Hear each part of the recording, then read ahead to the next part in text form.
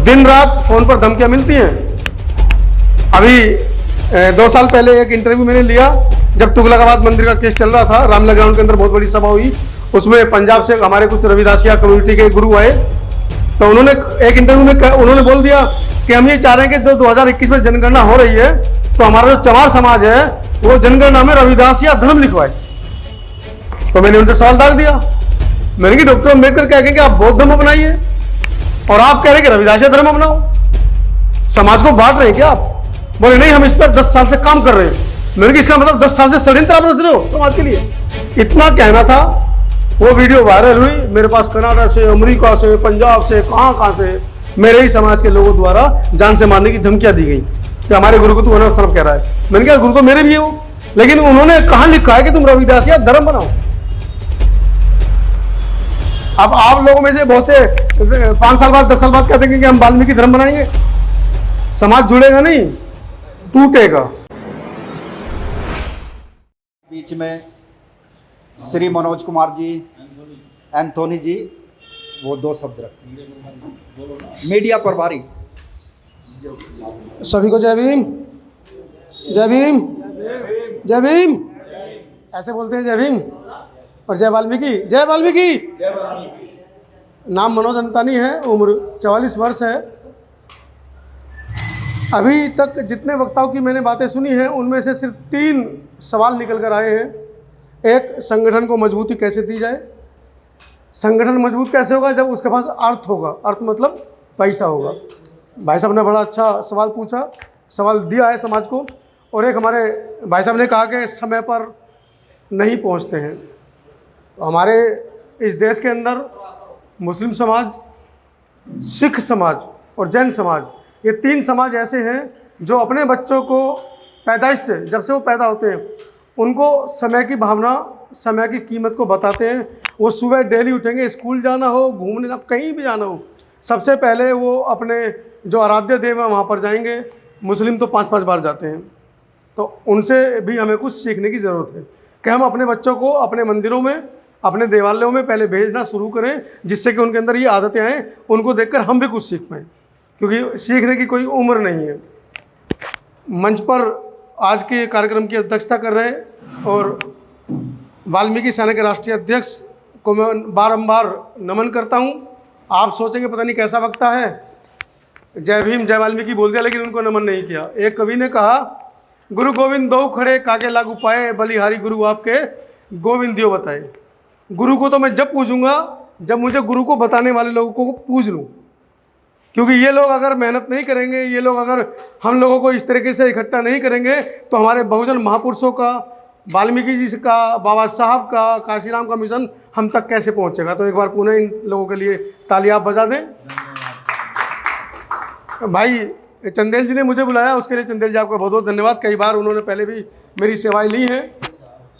सिर्फ 2-3 बात कहूँगा, अपनी बात को ख़त्म करूँगा। अर्थ की बात हुई, पैसे की बात हुई। डॉक्टर बाबा साहब ने एक बात कही है कि वो कौम कभी अपना भविष्य नहीं बना सकती जो कौम अपना इतिहास नहीं जानती। यहाँ पर कितने हमारे वाल्मीकि और जाटा समाज के भाई हैं जो अपना इतिहास जानते हैं? हाथ उठाएं। आज़ादी से पहले, अंग्रेज़ों के आने से पहले, मुग़लों के आने से पहले, ब्राह्मणवादियों के आने से पहले और यहूदियों के आने से पहले हम लोग कौन थे? कोई जानता है इतिहास को? 2 नहीं, आदिवासी नहीं थे। हम इस देश के राजा थे जिनको बाहरी आक्रमणकारियों ने हमको कब्जे में किया। जिन लोगों ने उनकी दासीनता स्वीकार की, उनको उन्होंने छूत बनाकर रखा। वो उनके लिए लकड़ियाँ का काम करते थे, भेड़ बकरी, ये जितनी भी जातियाँ हैं जिनको छूत कहते हैं, आज की तारीख में पिछला कह देते हैं। लेकिन हमारे जैसी जो जातियाँ थी, जो अपने सम्मान के लिए मरना चाहती थी, लड़ना चाहती थी, उनको समाज से बाहर, आज भी हमारे गांव के अंदर जो घर है वो समाज से बाहर है। कभी सोचा नहीं होगा आप लोगों ने कि जोड़ के पास हमारे मकान क्यों बनते हैं। जिन लोगों ने उनकी दासीनता स्वीकार नहीं की, उन लोगों को उन्होंने कठोर दंड के रूप में लैट्रिन उठाना, गोबर उठाना, सफाई करना, इस तरह के काम दिए और हम लोगों की परछाई से भी वो दूर रहे। तो अपने आप को आप ये समझें कि हम भंगी हैं, हम चूड़े हैं, हम चमार हैं, इसको बंद कर दें ये शब्द दूसरे के द्वारा थोपे गए हैं। हम इस देश के वास्तव में शासक हैं। और ये जो सभाएं चल रही हैं, इन सभाओं से जो हमें सीखने को मिल रहा है, वो सीखने को मिल रहा है कि इन सभाओं से जब हम यहाँ से उठ के जाएं, शाहरुख खान को एक कंपनी आती है, एडवर्टाइजमेंट के लिए बुलाती है, उसको 50,000 रुपये देती है, 50 करोड़ भी देती है, 5 लाख भी देती है। वो सब पब्लिसिटी के स्टंट होते हैं। भाई साहब, मुझे मोटरसाइकिल खरीदनी है, कौन सी खरीद लूँ? मुझे मोटरसाइकिल खरीदनी है, कौन सी खरीद लूँ? वो शाहरुख खान बोलता है पैसन खरीदो। नहीं, आप बताइए। पैसन ले लो। भाई साहब ने बताया पैसन ले लो। मैंने इनको कोई पैसे दिए? इन्होंने मुझसे कोई चार्ज लिया? लेकिन मैंने इनके कहने पे पैसन खरीद ली। इसको बोलते हैं माउथ पब्लिसिटी। माउथ पब्लिसिटी इस देश के अंदर ऐसी पब्लिसिटी है जिसको आज तक इतिहास में कोई बीट नहीं कर पाया, मात नहीं कर पाया। समझ रहे हैं माउथ पब्लिसिटी? यहाँ से जाने के बाद जितने लोग हम यहाँ पर हैं, जहाँ कहीं भी पनवाड़ी की दुकान पर हों, पानी लेने वाले की दुकान पर हों, जहाँ कहीं भी खड़े हों, जो आज सभाओं में बात चल रही है उस पर चिंतन करें, लोगों से बातें करें। भाई यार तुम कौन हो? अच्छा यार, मुझे तो ऐसा बता रहा था, तू पता नहीं क्या उल्टा बता रहा है। तो ये माउथ पब्लिसिटी जब बाहर जाती है निकल कर, तो इस कमरे के अंदर 20 आदमियों से 500 आदमी तक बात पहुँचेगी। तो आज के बाद हम ये प्रण लें कि जहाँ कहीं भी हम खड़े हों, अपने समाज की उन्नति की, उसकी दशा की, उसकी दिशा की हम बात जरूर करें। क्योंकि हम अगर अपनी समस्या हमारी है ना, पड़ोसी तो बताने आएगा नहीं। भाई बेटे की शादी मेरी की होनी है, मैं ही तो कहूँगा भाई लड़का बता दो। पड़ोसी आएगा, यार तेरी लड़की जवान होगी, लड़का शादी कर ले। क्या मतलब? पड़ोसी को कहेगा? वो तो चाहेगा कि लड़की बुढ़िया हो जाए, इसकी शादी ना हो, इसकी मेरी 3 बेटियों की शादी हो जाए, इसकी बेटी की शादी ना हो। लेकिन समस्या हमारी है तो हमको बतानी पड़ेगी। और हमारी समस्या क्या है? हमारी समस्या है इस देश के अंदर हुक्मरान ना बनने देने की दुश्मनों की कोशिश कामयाब हो रही है, उससे हम कैसे उभरे।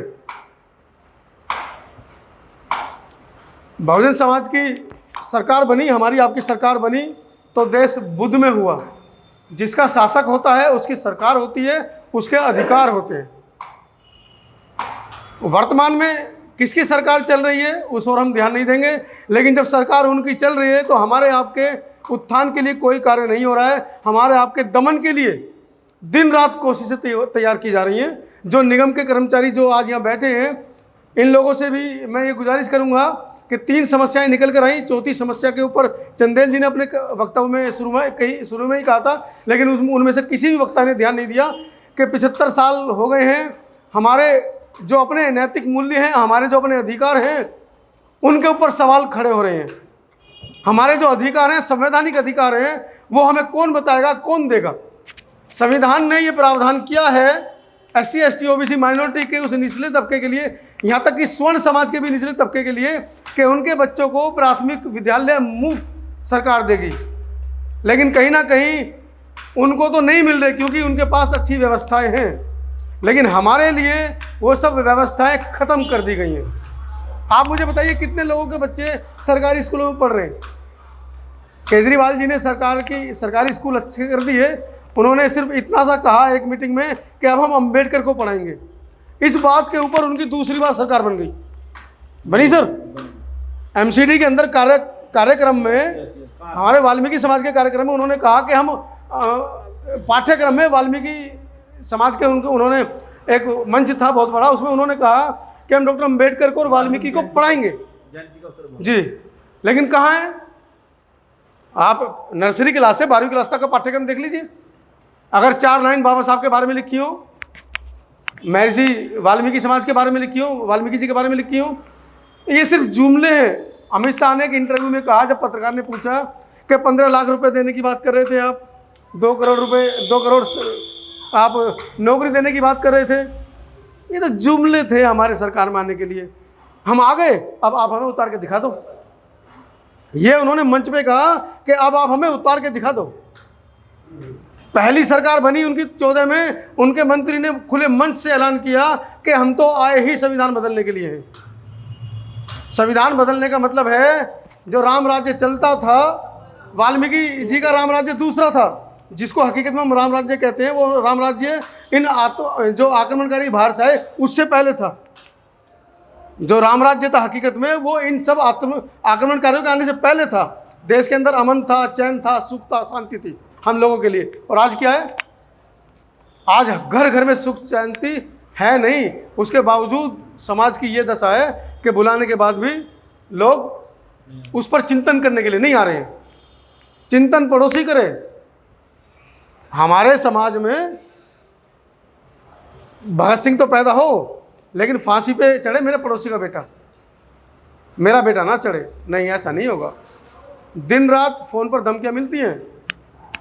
अभी 2 साल पहले एक इंटरव्यू मैंने लिया, जब तुगलकाबाद मंदिर का केस चल रहा था, रामलीला ग्राउंड के अंदर बहुत बड़ी सभा हुई, उसमें पंजाब से हमारे कुछ रविदासिया कम्युनिटी के गुरु आए, तो उन्होंने एक इंटरव्यू में उन्होंने बोल दिया कि हम ये चाह रहे हैं कि जो 2021 में जनगणना हो रही है, तो हमारा जो चमार समाज है वो जनगणना में रविदासिया धर्म लिखवाए। तो मैंने उनसे सवाल दाग दिया, मैंने कि डॉक्टर अम्बेडकर कह के कि आप बौद्ध धर्म अपनाइए और आप कह रहे हैं कि रविदासिया धर्म अपनाओ, समाज को बांट रहे हैं क्या आप? बोले नहीं, हम इस पर 10 साल से काम कर रहे हैं। मैंने कि इसका मतलब 10 साल से षड्यंत्र आप रच रहे हो समाज के लिए। इतना कहना था। वो वीडियो वायरल हुई, मेरे पास कनाडा से, अमेरिका से, पंजाब से, कहाँ से मेरे ही समाज के लोगों द्वारा जान से मारने की धमकियाँ दी गई कि हमारे गुरु को तू अनर्थ सर्व कह रहा है। मैंने कहा गुरु तो मेरे भी हो, लेकिन उन्होंने कहाँ लिखा है कि तुम रविदासिया धर्म बनाओ? अब आप लोगों में से बहुत से 5 साल बाद 10 साल बाद कहते हैं कि हम वाल्मीकि धर्म बनाएंगे। समाज जुड़ेगा नहीं, टूटेगा।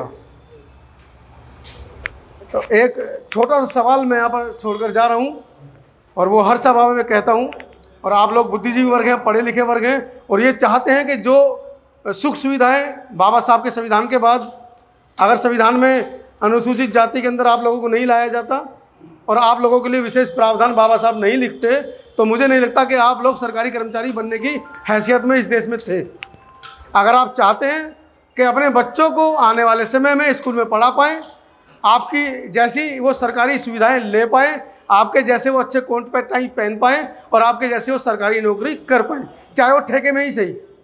क्योंकि सरकार बदलेगी, हमारी सरकार आएगी तो ज़रूर ये ठेकेदारी प्रथा के ऊपर अंकुश लगेगा और सीधे भर्तियां जैसे पिछली बार हुई थी। जब बहुजन समाज पार्टी की सरकार आई थी, मैं नाम नहीं लेना चाह रहा था, लेकिन उस पार्टी की सरकार में हमारे 5वीं पास बच्चों को, 6ठी पास बच्चों को 4.5 लाख नौकरियां दी गई थी, जो आज भी विभिन्न कार्यालयों में पदस्थ हैं। लेकिन अब उनको वो कर चलिए वो आप बताएंगे, अभी नहीं वक्त। ये इस चीज़ की परंपरा बना लीजिए। कोई कितना बड़ा आदमी आए, मैं भी चाहता हूँ कोई कितना बड़ा आदमी आए उसको बुलाइए, बिठाइए, लेकिन कभी भी वक्ता को बीच में न टोके। नहीं, ये तो नहीं, मैं सिर्फ बता रहा हूँ, मैं अपने विचार खत्म कर रहा हूँ, क्योंकि हमारे अध्यक्ष जी राहुल टांक जी बीच में आए हैं, उनका वेलकम समिति करना चाहती है। बहुत बहुत धन्यवाद। मेरी बातों से किसी को कुछ बातें करनी जरूर थी, लेकिन मंथन करेंगे तो बड़ा अच्छा लगेगा। बहुत बहुत धन्यवाद।